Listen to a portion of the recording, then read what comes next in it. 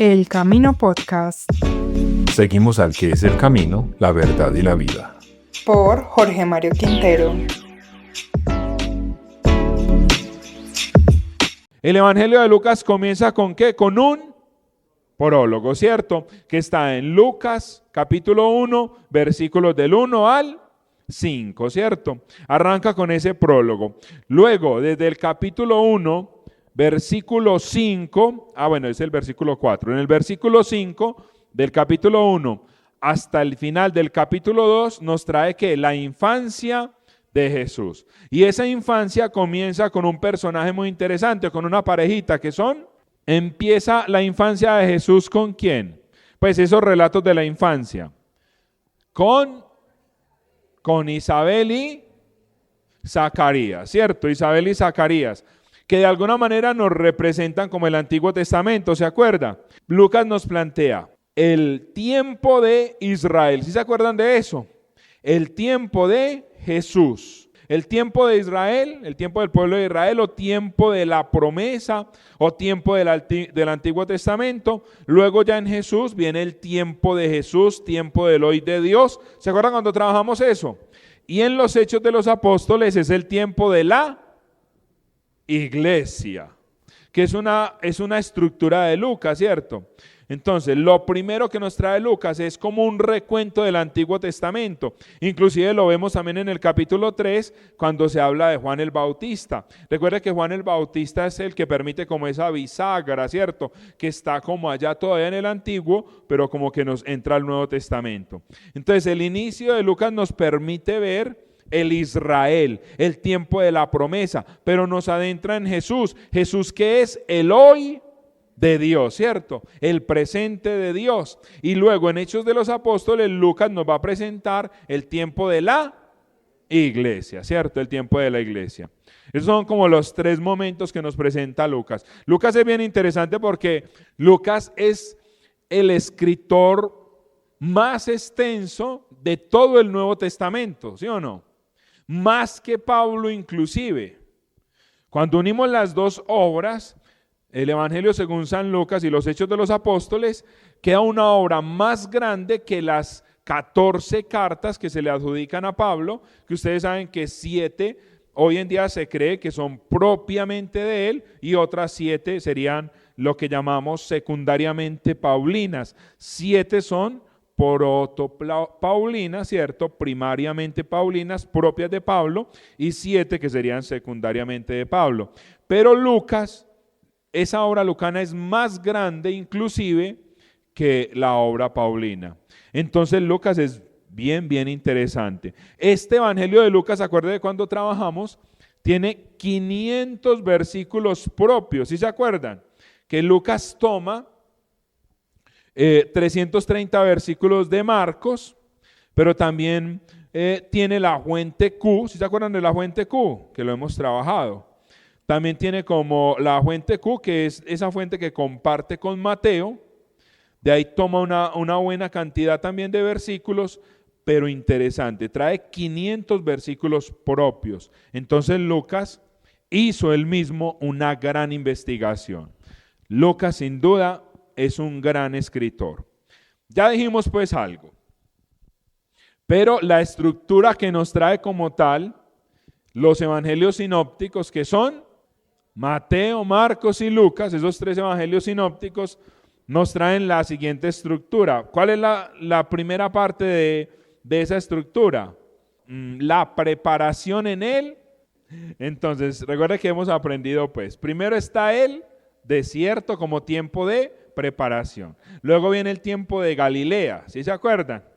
Y luego viene el tiempo del camino, que es donde estamos. ¿Estamos dónde? En el camino. Aproveche y le dice al del lado, estamos en el camino.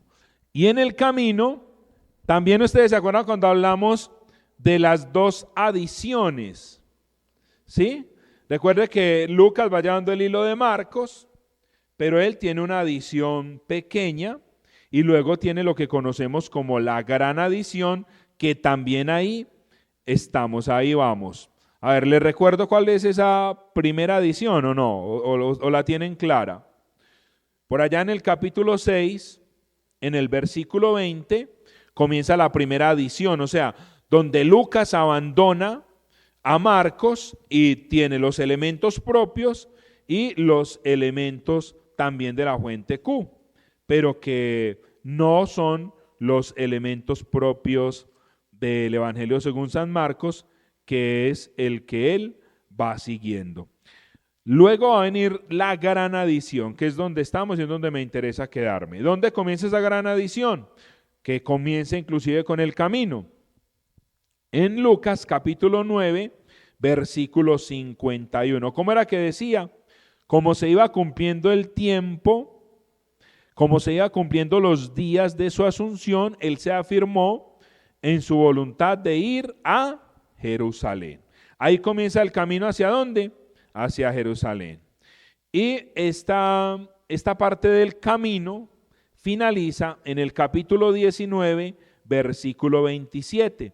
Y ahí comienza Jerusalén, el tiempo de Jerusalén o el ministerio de Jesús en Jerusalén, que ahí se desarrolla la pasión, muerte y resurrección del Señor.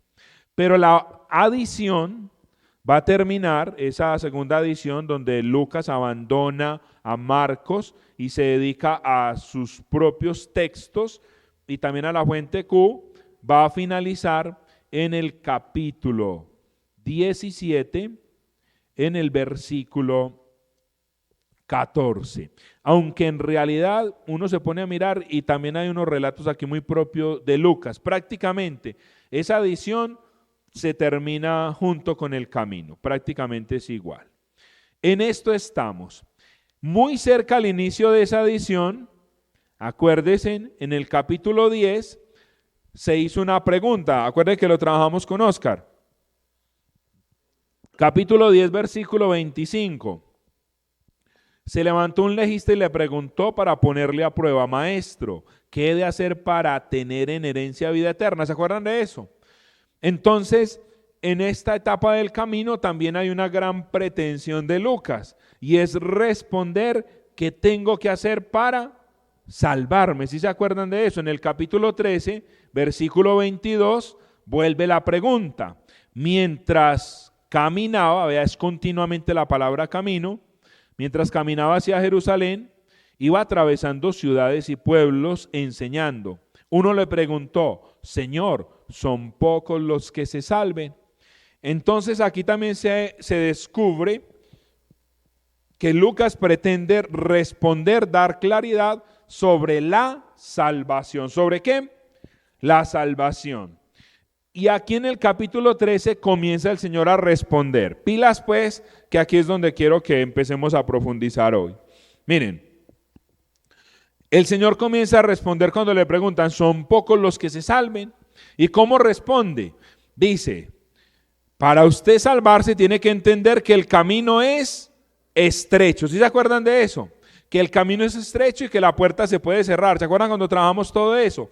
Y también nos enseñó que si usted va a dar una fiesta, cuando usted es invitado a una fiesta primero, recuerde, no se preocupe por ocupar los primeros puestos. Y luego nos dijo: pero si usted es el que da la fiesta, ¿qué tiene que hacer? No invite a sus mejores amigos, sino que invite ¿a quién? A los que nunca le podrán pagar. Cuando usted vaya a invitar a alguien, cuando piensen en invitar a alguien, piensen en alguno que nunca le podrá pagar. No falta el que piense: ay, voy a invitar a mi esposo. ¿Por qué? Porque él es muy amarrado. No. No es eso, ¿cierto? Piensen en el que nunca le podrá pagar. Entonces aquí nos va mostrando el Señor: ¿yo qué tengo que hacer? La primera respuesta, ¿cuál es?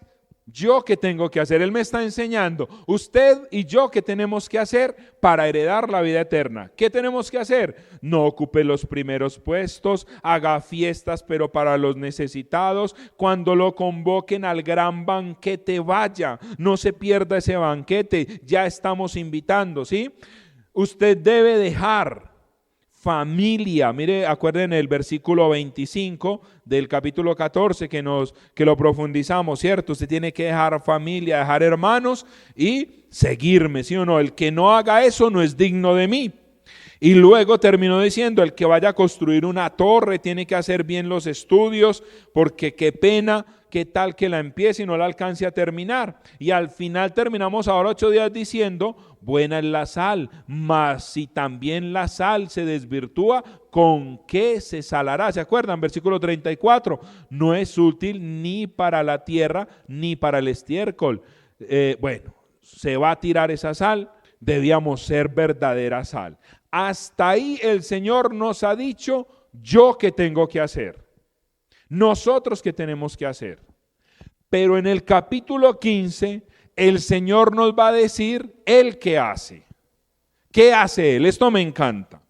Si se ve en ese detalle, miren, una cosa es lo que usted y yo tenemos que luchar, lo tenemos que hacer, tenemos que trabajar, pero tenemos también que entender que Él hace una parte muy grande. O sea, aquí podemos entender que la salvación sí depende de Dios, ¿cierto? Es un don de Dios, pero también es respuesta nuestra. ¿Se acuerdan que lo hemos aprendido? Los dones de Dios son dones de Dios, pero es tarea nuestra, es respuesta nuestra. En palabras de San Agustín, ¿cómo diría?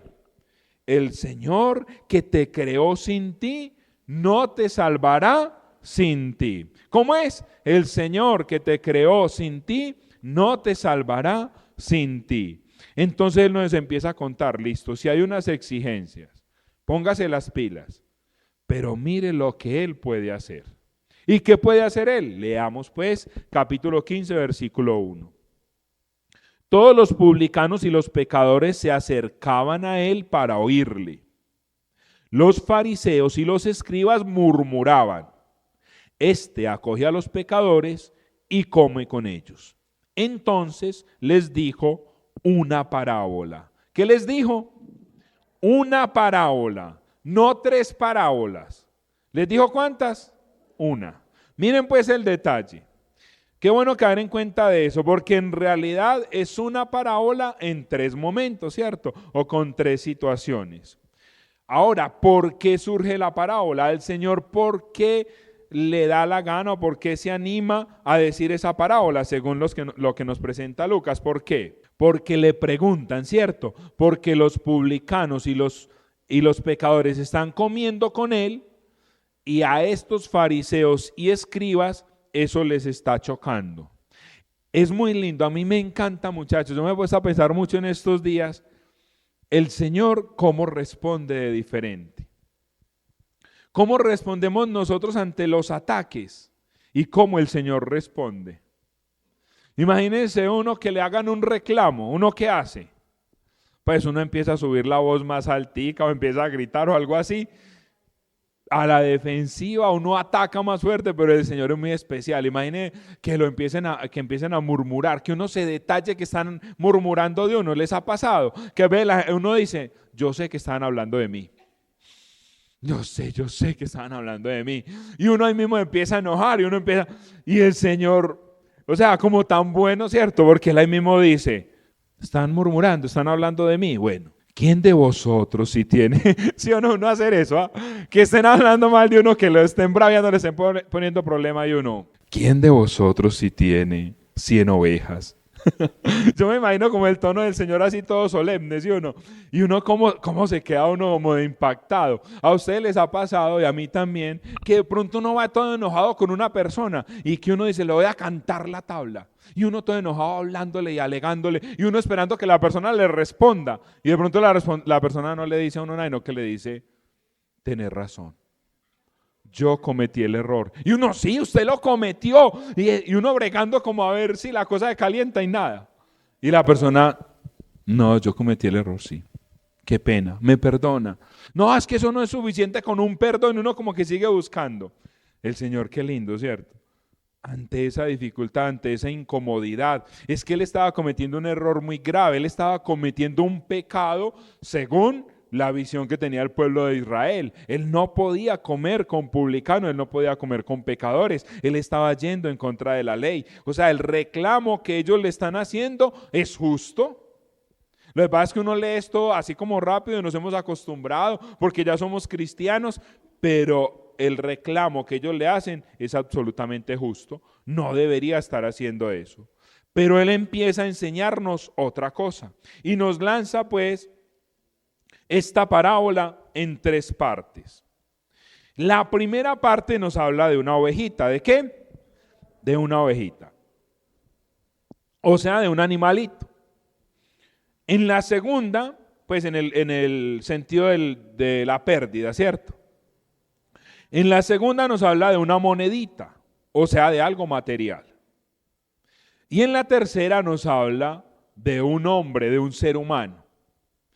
Y miren qué bonito cómo nos va llevando esa parábola. ¿Por qué? Porque primero nos dice, hombre, si nosotros hacemos lo que sea por un animalito, y ahora sí que se hace lo que sea por un animalito. Si anteriormente era un insulto que a uno le dijeran perro, hoy en día si a uno le dicen perro, alégrese. Porque el perro come mejor que uno, ¿no? El perro es más cuidado que uno. Mire, qué brega, qué difícil es limpiar un ancianito. Pero con cuánto amor uno ve a la gente, pues a mucha gente, otros no lo hacen, recogiéndole el popo al perro. Como si nada. Imaginen dónde hemos llegado. Nosotros, el ser humano, es que la cima de la creación, recogiéndole el popo al perro. Ahora, obvio, hay que hacerlo pues porque, ¿cierto? Pero miren, yo creo que me hago entender, ¿cierto? Si hacemos todo lo que sea por un animalito, si hacemos todo lo que sea por una monedita, si a uno se le pierde una monedita de 500, puede tener el salario en el bolsillo, uno la busca, ¿sí o no? De 100 hasta de 50, ¿cierto? Puede tener 3 millones en el bolsillo, 10 millones, no y si se rueda y se le va al alcantarillo, ¿no? ¿Qué dice? Y uno de acá mirando, a ver, no me está viendo mucha gente, hasta me meto, ¿cierto? Pero el detalle, pienso yo creo que nos quiere mostrar el Señor muy lindo es, usted lucha por una ovejita y la recupera. Si a usted se le pierde una monedita, revuelca la casa. ¿Cómo no voy a hacer hasta lo imposible por recuperar un hijo que se me pierda? Eso es lo que le quiere decir a esto, ¿cierto? Tratando de mostrarles en el error que están, en el error que está la ley, en la equivocación que estamos como seres humanos cuando nos ceñimos a la norma, a la ley por la ley y a la norma por la norma. Entonces Él nos lanza estas parábolas. Y a mí me gusta mucho esta de la oveja perdida. Leámosla pues. ¿Quién de vosotros, versículo 4, si tiene 100 ovejas y pierde una de ellas, no deja las 99 en la estepa y va a buscar la que se perdió, hasta que la encuentra? Y cuando la encuentra, se la pone muy contento sobre los hombros. Luego, al llegar a la casa, convoca a los amigos y vecinos y les dice, alegraos conmigo, porque he hallado la oveja que se me había perdido. Os digo que de igual modo habrá más alegría en el cielo por un solo pecador que se convierta que por 99 justos que no tengan necesidad de conversión. Palabra del Señor, gloria a ti, Señor Jesús. Miren, a mí me impacta mucho esta parábola porque el Señor, a veces el Señor nos ha dado nombres de animales, ¿cierto? Digamos por allá, a Herodes lo llama un día zorro, ¿sí se acuerdan? Dígale a ese zorro, ¿cierto? Siquiera era un hombre, porque donde sea una mujer se hubiera quedado más maluco todavía, ¿sí o no? Bueno, pero también a veces nos llama como lobos. Lobos. ¿Cómo más? No me acuerdo más. Perros, de pronto para ahí dicen los perritos. Pero aquí nos llama ovejas. Otro, o gallinitas también menciona por allá. Pero aquí nos llama ovejas. Ovejas. Me encanta ese nombre porque la oveja es un animalito muy tierno. De entrada nos está diciendo algo lindo. O sea, no nos está juzgando, no nos está acusando, sino que si uno analiza bien, de entrada nos está justificando. Es una ovejita perdida. Pues y mirando un poco, parece ser que la oveja, o sea, la oveja no es, a veces decimos que ovejas, ¿cómo es que decimos a veces? Ovejas, ¿qué? Descarriadas. Pero la ovejita en sí no se pierde como por mala, sino porque, eso, la oveja negra, pero la oveja negra es más por el colorcito y eso, no. Miren, la ovejita se pierde porque no lo hace a propósito, no es de grosera pues que se pierde, no es por mala voluntad, sino como que se distrae y se embolata, por despistada. Entonces el Señor aquí ya al decirnos ovejas nos justifica, el que está perdido no es por malo, sino porque no sabe, por desconocimiento. Entonces como que empieza a cambiar el panorama, ¿cierto? Mire, no los vean así, ¿cierto? Yo me imagino como al Señor, no los vea así. Ellos son unas ovejitas que se perdieron. Sí, como cuando alguien va a atacar a otro, que uno dice, no, él no es tan malo. Entonces el Señor como que está tratando de hacernos caer en cuenta, de hacer caer en cuenta a esos fariseos que vienen con toda la rabia y dicen, no, esos son unas ovejitas perdidas. Son unas ovejitas. Entonces ellas si se pierden, tienen algo muy teso. O sea, cuando ellas ya no ven el rebaño, o sea, ellas nunca se quieren separar del rebaño, usted siempre las ve así. Ese no es el deseo de ellas. Si por alguna razón se separan, pierden todo el horizonte y se llenan de temor y no se mueven, se quedan ahí. Ahora la oveja no se defiende, si alguien la ataca no se defiende, no grita, no chilla, si la van a matar no hace escándalo. O sea, es un animalito muy especial. Ahora la ovejita es el animal que más bendiciones le da al hombre. ¿Por qué? Le da la lana, le da la piel, le da la leche y le da la carne. ¿Cuál animal da eso? Ni las vacas. Entonces es un animalito, el Señor nos está poniendo como lo más tierno, lo más dulce. Me encanta eso, porque nos quiere poner en el primer lugar. Claro, hay también que entender algo. Porque a veces si a uno los llama lobos, o los llama zorros, o los llama serpientes. Porque es que una cosa es esta persona que se ha perdido por desconocimiento, por falta de formación, porque cayó en el pecado, por su debilidad. Eso es una cosa. Pero es muy distinto el que ha estructurado el mal, el que tiene un plan para hacer el mal y para dañar. Esos son los zorros, esos son los lobos, esos son las serpientes, esos son los que Él ya no les va a decir ovejas. Él les va a decir ya de una manera más dura. Entonces mire, ¿qué está sucediendo acá? No es lo mismo, digamos, la mujer que se vio embalada, que tomó la decisión de prostituirse, porque ¿qué más iba a hacer, cierto? Se le cerraron los caminos. A aquella persona que tiene todo un negocio con la prostitución y lo promueve y lo saca y hace lo que sea. No es lo mismo el muchacho que cayó en la droga por depresión, por situaciones, porque el papá lo abandonó, a aquel que está vendiendo la droga y que está bregando a hacer caer a muchos. Entonces ahí es donde marcamos la diferencia, porque entonces uno podría decir, ay, entonces todos esos que hacen el mal entonces son ovejitas. Él dice en otros momentos, no, son lobos con piel de oveja, que es muy distinto. Entonces también tenemos que reconocer en nuestro corazón en qué situaciones de pecado estamos. ¿Estamos conscientes del mal, haciendo el mal e inclusive promoviendo el mal? ¿O estoy luchando con una situación de pecado de la que yo quiero salir? Ahí el Señor me reconoce a mí como una ovejita. Ahí el Señor reconoce a esos paganos, a esos que se han ido, como una ovejita. Ahora, el texto es exagerado.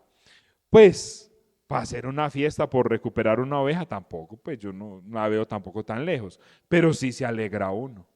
Qué alegría uno recuperar el animalito. Hay gente que dice que no, que muy raro el Señor poner ese ejemplo. No, cualquiera que se le pierda un animalito lo busca. Puede tener 1000 vacas. Si le pierde una ternerita, si le toca ir a otro pueblo a ver si la encuentra, la busca.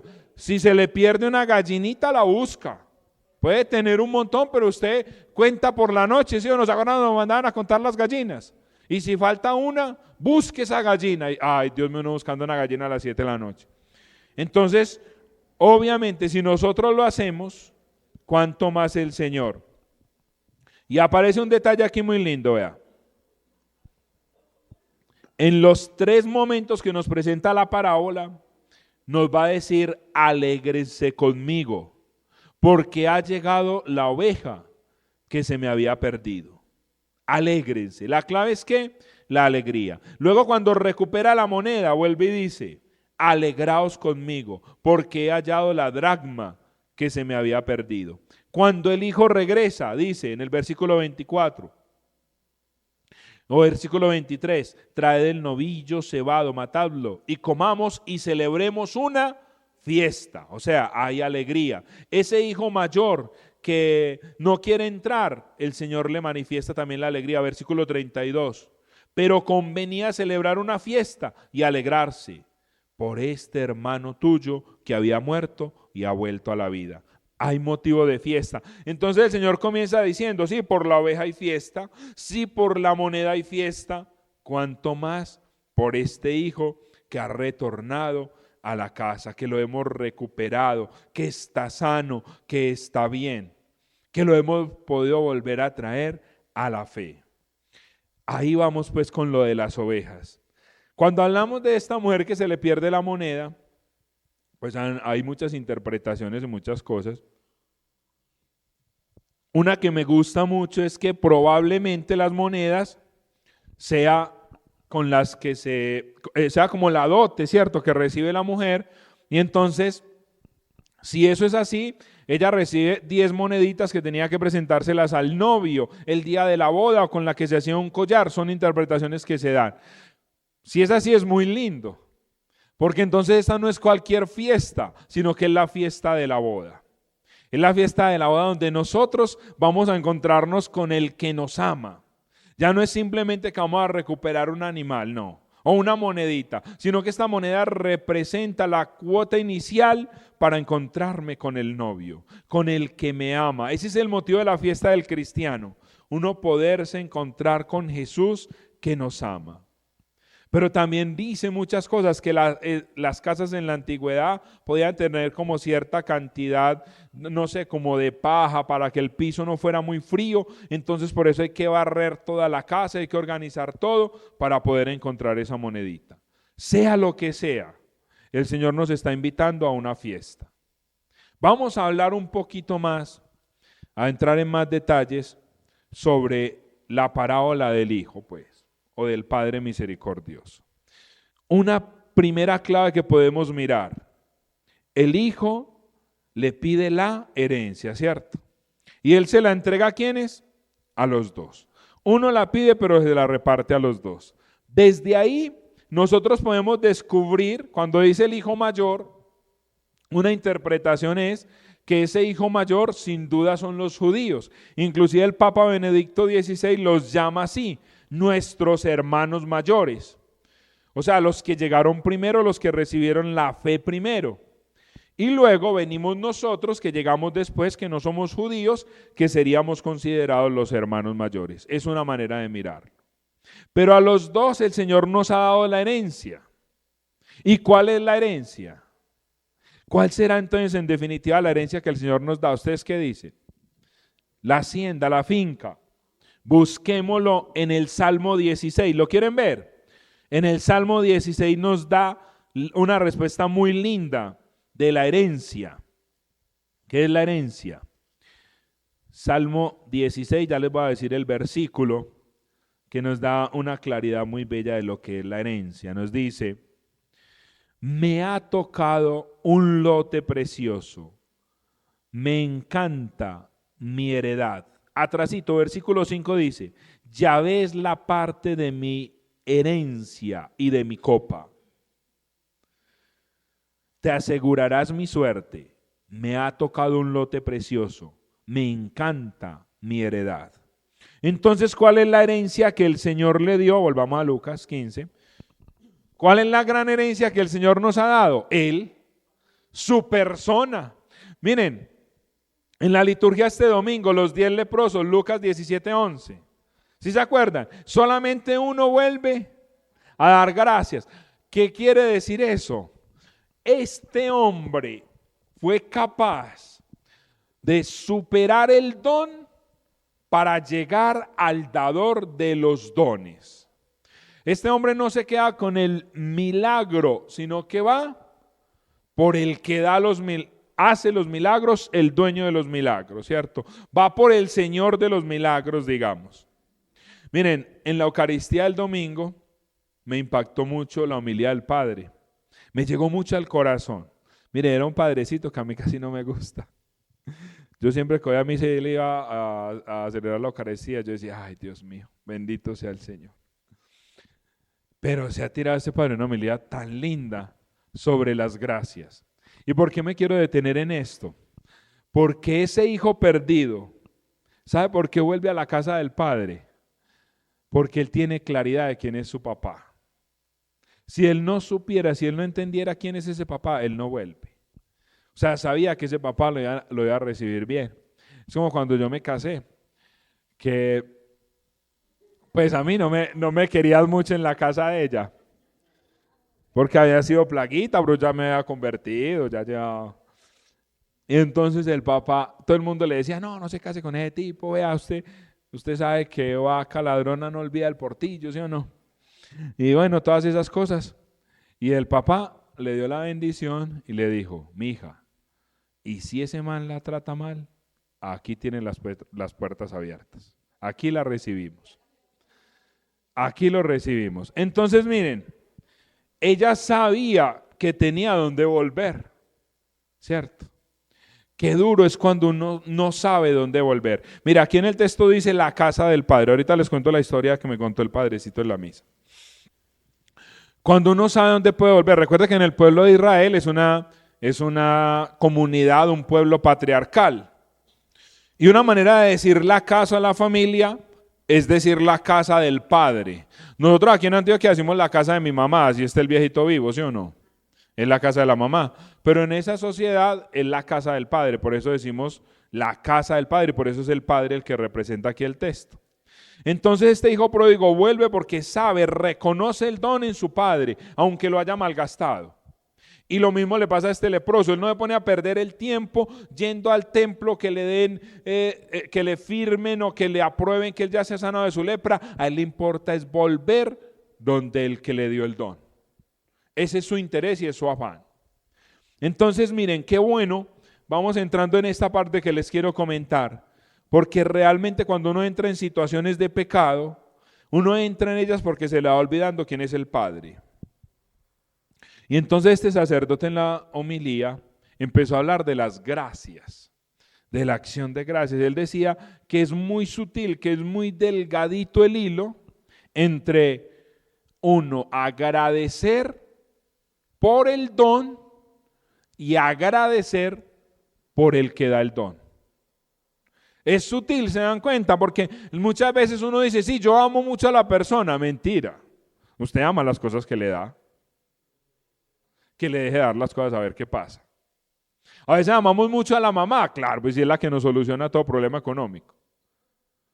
O al papá, o al amigo. Uno va haciendo relaciones casi siempre producto de un interés. La mayoría de las relaciones las construimos por interés. Entonces él decía, para poner el ejemplo, para ayudarnos a entender eso, decía que cuando él estaba en el seminario, lo podían visitar solamente una vez al mes. Las mamás iban a visitarlos una vez al mes. Y una buena mamá, pues, siempre lleva mecaticos, ¿sí o no?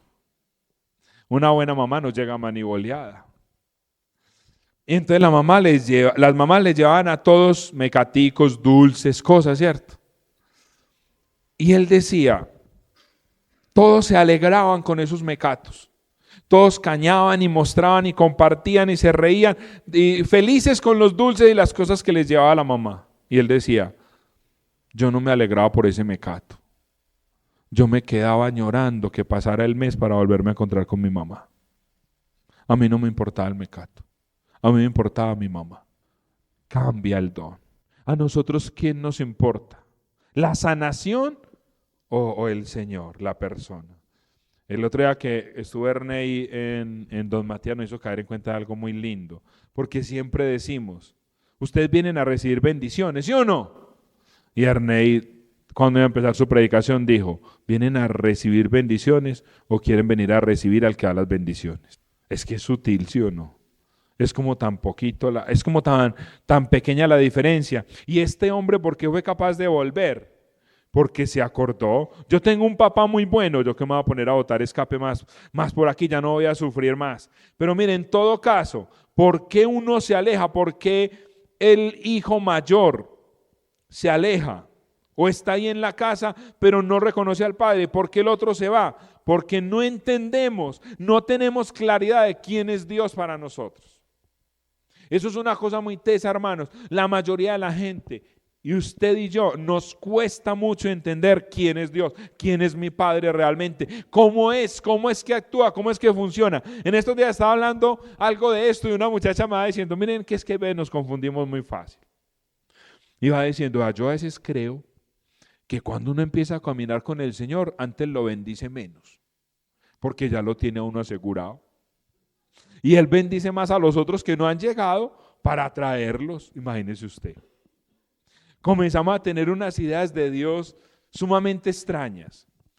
El primero pues, el hijo menor, ¿qué idea va teniendo de Dios? Él tiene una idea de Él, que es como un papá al que yo me le quiero hacer el rebelde, del que yo me puedo alejar. ¿Y sabe qué lo aleja a él? Los placeres de la vida, las cuestiones de la vida. Al mayor que lo aleja, la ley. Él cree que cumpliendo la ley tiene a Dios contento. Él cree que cumpliendo el deber. Miren que es muy teso, porque a veces nosotros creemos cumplo mi deber. Yo ya fui a misa. Yo ya vine a la formación. Yo ya hice ese retiro. Ese es el hijo mayor. Yo ya estoy cumpliendo, yo cumplo el deber. Y están los otros, los que nosotros acusamos y señalamos, los que están en una situación de pecado, los que están en una droga. Entonces esos cambiaron al Padre por los placeres. Pero hay otros que no, que somos juiciositos, que estamos en todo, que caminamos en el Señor, que predicamos, que hacemos todo esto. Y entonces ahí es donde decimos, yo cumplo mis deberes. Yo realizo mis actividades, ¿sí o no? La raíz del pecado es la mala opinión que se tiene del Padre. Esa es la raíz del pecado. El no tener la claridad de quién es mi Padre. El no tener la claridad, cuál es mi herencia. Ahí comienza todo. Uno, para librarse de Dios, del Padre, recurre al placer, que lo lleva a alejarse cada vez más de Dios, más de su Padre, y tiene una actitud de rebeldía, que lo termina llevando al olvido, que de ahí surge el ateísmo, que termina negando a Dios, que termina alejándose de toda creencia y de toda moral espiritual. El otro piensa que se lo puede ganar con el deber, con el cumplimiento. Tiene la idea de un padre patrón. Miren qué interesante esto. Él es el patrón. No es que le termina diciendo, ¿cómo es que le dice? Yo he estado siempre aquí contigo y nunca me has dado un cabrito. ¿Y cómo le dice el padre? Uy, no. A mí eso me parece como tan duro, ¿cierto? ¿Cómo que nunca te he dado un cabrito si todo lo mío es tuyo? Es como cuando los hijos le dicen a uno, usted que nunca me da nada. Yo no, nada. Pues cuando un hijo le dice a uno eso, uno no le haga ni ideas legales, ¿cierto? Porque imagínate uno que le ha dado todo, ¿cierto? Como dicen la mamá, uno que se saca la comida de la boca. Esa es la actitud de ver a Dios como un Dios que es un patrón severo, que viene a pedirme y a exigirme. Si nosotros no tenemos la claridad de quién es ese Dios, cómo es ese Dios, cómo lo podemos entender, cómo podemos verlo, según lo que el Señor nos va mostrando en la misma parábola. Miren, en el versículo 17 nos dice, entonces se puso a reflexionar y pensó, ¿cuántos jornaleros de mi padre tienen pan en abundancia, mientras que yo aquí me muero de hambre? Él está pensando, es muy bonito lo que hace Lucas, esto solo lo hace Lucas. Me pondré en camino, iré donde mi padre y le diré, Padre, he pecado contra el cielo y ante ti, no merezco llamarme hijo tuyo. Trátame como a uno de los jornaleros. Hasta ahí es un pensamiento de él. Miren qué interesante, Lucas esto lo trae en en varios momentos, en varios relatos que son exclusivos de Lucas. El administrador infiel también hace eso. ¿Se acuerdan de ese relato? Capítulo 16, versículo 3 dice: entonces se dijo, ese administrador infiel, se dijo para sí el administrador: ¿qué haré ahora que mi señor me quita la administración? Cavar no puedo, mendigar me da vergüenza. Ya sé lo que voy a hacer, para que cuando sea destituido del cargo me reciban en sus casas. Miren qué bonito Lucas, o bueno, no sé si bonito, pero Lucas muestra diferentes relatos donde pone a pensar a la persona. La persona ubica una situación y comienza a analizarla. También el juez injusto, que es el relato del domingo. Ese juez injusto también se pone a pensar. Capítulo 18, versículo 4. Durante mucho tiempo no quiso, pero después se dijo a sí mismo: aunque no temo a Dios ni respeto a los hombres, como esta viuda me causa molestias, le voy a hacer justicia para que deje de importunarme de una vez.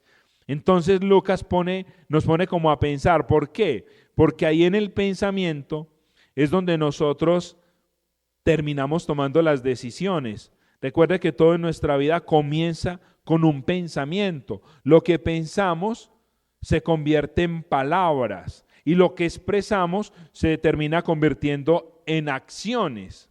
Y lo que hacemos nos determina, ¿cierto? Genera o nos da la personalidad.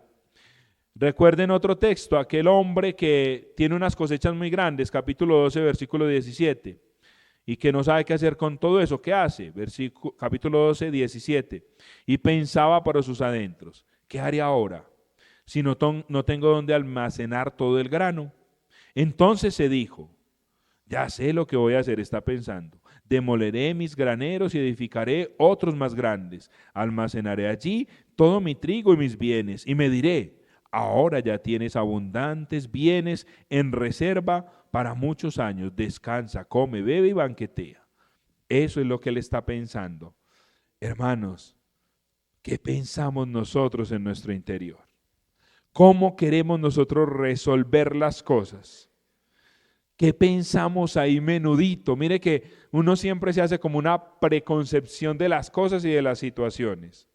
¿Cómo lo voy a resolver? Y Lucas aquí nos da como esta idea. Este joven dice: voy a volver donde mi padre.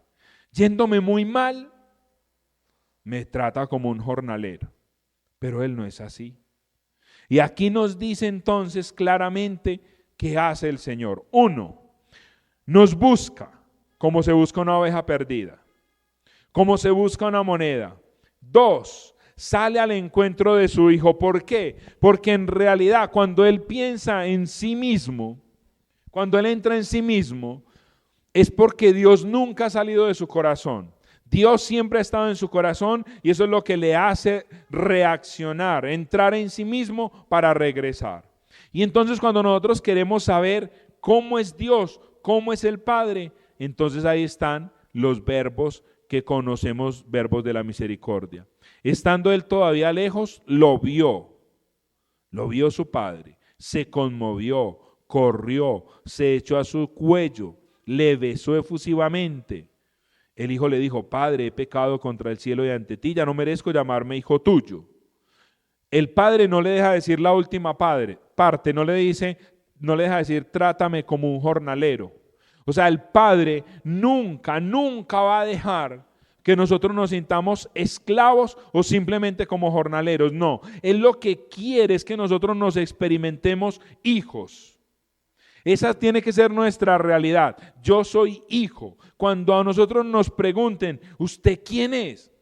¿Cierto? ¿Quiénes somos nosotros? Somos hijos de Dios. Por eso el Padre no deja que él siga con esa bobada que está diciendo. No digas esa mala palabra, esa mala expresión. Jornalero, no. Ya dijo algo muy grave, no merezco llamarme hijo. No, no hagas eso. No digas lo otro, porque tú eres mi hijo. Pero el Padre, versículo 22, dijo a sus siervos: daos prisa. Miren qué bonito, daos prisa. Esto es de afán, esto es urgente, esto que está aconteciendo es rápido. Le está recalcando a los fariseos: no nos vamos a demorar para hacer ese bien, para atraer a los otros, tenemos que hacerlo deprisa, es urgente, es ya. Traed el mejor traje, vestirle, ponerle un anillo en su dedo, calzadle con sandalias y traed el novillo cebado, matadlo, comamos y celebremos una fiesta.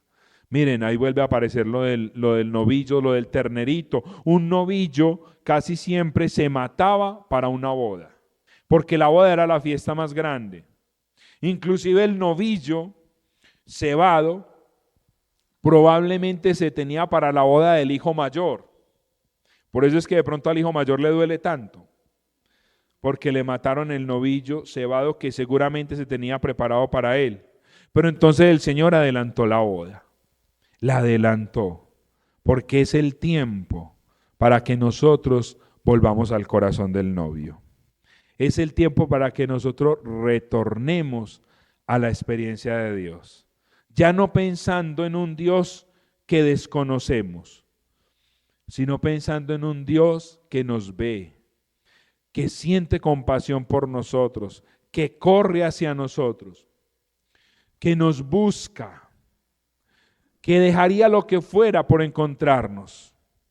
Bien hemos escuchado, Dios nos ama como si fuéramos la única persona en el universo, la única persona en el mundo. Yo los invito, hermanos, pues, para que hagamos un momentico de oración. Y como nos dice la Virgencita María, que se haga en nosotros según su palabra. Que quede en nuestro corazón dos ideas. Una, hay muchas cosas que tenemos que hacer. Seguir al Señor, ir a la Eucaristía, buscar el banquete, acercarnos. Pero hay otra muy grande, la que Él hace. ¿Cuál es o qué es lo que Él hace? Nos busca, nos justifica como a una ovejita, nos pone en el nivel más humilde y más sencillo, para que nadie nos ataque y nos acuse, como aquel hombre en la cruz. Acuérdate de mí cuando estés en el paraíso. Hoy estarás conmigo en el paraíso. Y luego en la misma cruz el Señor dice: perdónales porque no saben lo que hacen. No saben, son ovejitas perdidas. Son ovejitas, pero si las cuidas bien, si las proteges, estas ovejitas se entregan, aman, se dan totalmente. Por eso Él le va a decir a Pedro: apacienta mis ovejas, apacienta mis corderos. Hermanos, hoy el Padre nos quiere decir quién es Él, qué Él hace Él por nosotros, qué hace por nosotros. Primero nos da su herencia, nos da su corazón, nos da su espíritu, nos da todo lo que Él es. Se entrega absolutamente por nosotros, tanto que muere en la cruz por nosotros. Ese es el Padre que tenemos. Un Padre que prepara una fiesta con tal de que nosotros volvamos. Un Padre que nos abraza sin reclamos, sin exigencias, sin cuestionamientos. Un Padre que si estamos sucios nos limpia, que si nos hemos destruido nos sana. Como aquel hombre que está tirado, ese buen samaritano se acerca, lo limpia con aceite y con vino, lo monta en su cabalgadura, lo lleva hasta una posada y paga para que lo cuiden. Ese Padre es como Jesús cuando se le acerca a aquella mujer viuda que se le ha muerto su hijo. También se acerca, toca el féretro, le dice: levántate. Le dice: levántate. Y se lo devuelve sano a su mamá.